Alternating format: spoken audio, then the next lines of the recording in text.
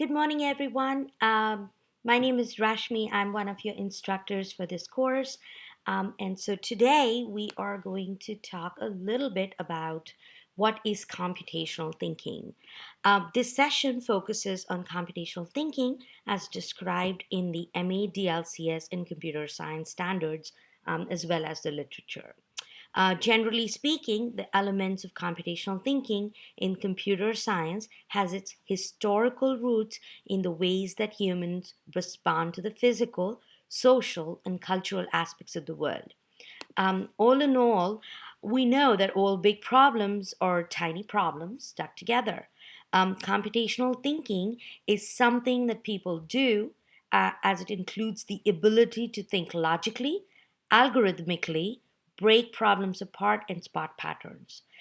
It's about actual human thinking skills, the practices and perspectives and concepts that we humans use to structure problems in a way so that computers can solve problems. This is what computational thinking is all about.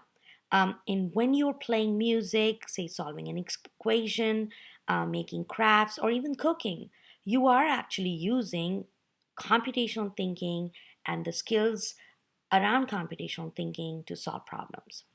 As Dr. Janet Wink states, computational thinking is the thought process involved in formulating a problem and expressing its solutions in such a way that a computer, human or machine, can effectively carry it out. So, computational thinking at its core is about transforming a seemingly complex problem into a simple one that we know how to solve. It involves taking a problem, breaking it down into a series of smaller, more manageable parts, which is called decomposition.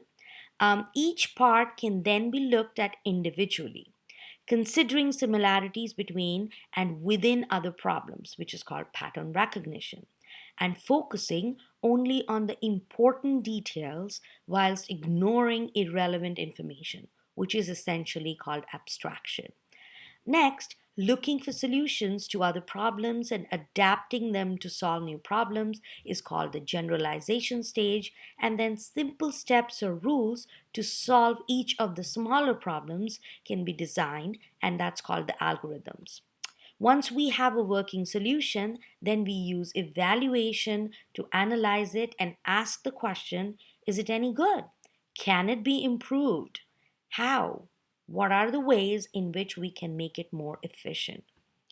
In this unit, we are not really looking for an exact definition, but rather looking for ways in which computer science connects with the real world, helps us solve problems as well as enrich your computer science teaching and learning.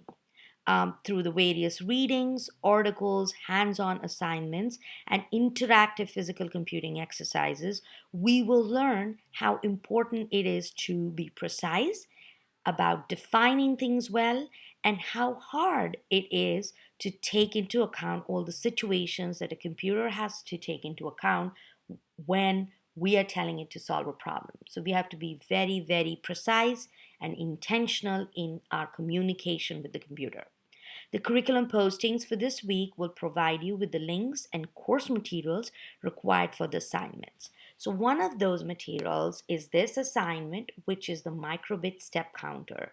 We will be designing this, which is essentially in the physical computing realm of things.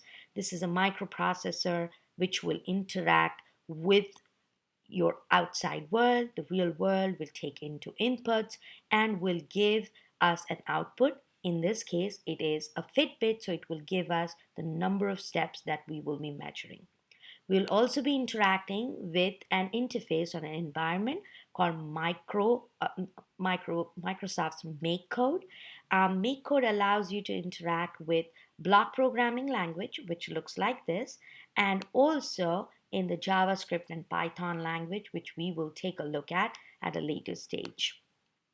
This is where the simulation happens. So in this case, as we are building a Fitbit, it is every time I move with this Fitbit, it is going to shake and increase the number of steps, as you can see. And I can also play music when I press a button A. As you can see here, I'm going to stop it, but every time I stop and restart, you will see that it automatically resets to 0. And that's because we have programmed it to start our step count to 0. Now, all of this program is explained in this flyer, or the program is also documented right here.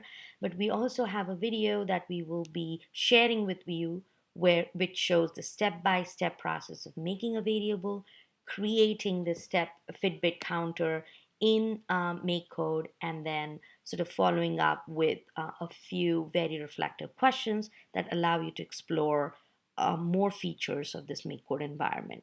So again, the curriculum postings for this week will provide you with the links in the course materials required for the assignments. We look forward to answering your questions and working with you, and hopefully also meeting you in person at the synchronous session on Wednesday.